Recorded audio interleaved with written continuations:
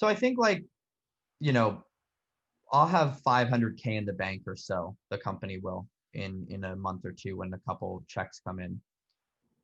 And the question for 2021 is how do we spend it? How aggressive? How fast do we try to move?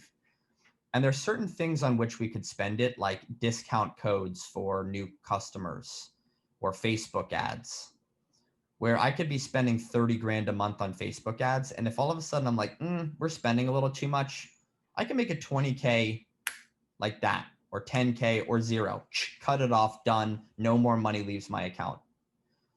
If I hire a bunch of people and I'm burning 30K a month on their salaries because I hired 4 people and that costs 30 grand a month, and all of a sudden I'm like, we're spending a little too much money.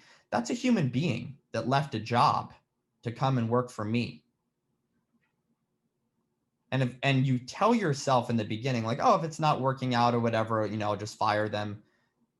But then it's a human and you get to know them and you know their spouse or their friends or their family, or it's like they have a life, about it, like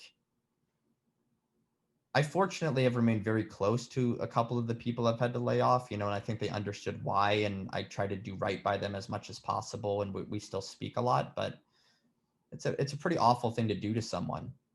So sometimes you can't help it, but if you're more careful about hiring only when you really need to, doing it very slowly, you don't find yourself in a situation where, oh my gosh, we're spending too much money.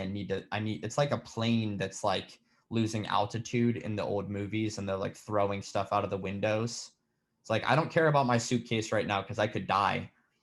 You don't want to find yourself in that situation. So you want the right people, the people that are in it for the right reasons. And if you rush through the hiring process, inevitably people squeak in that just sort of want cash or are in it or hate their old job and want something new, or were laid off during COVID and would take anything. Like, you want people that really want to be in the room.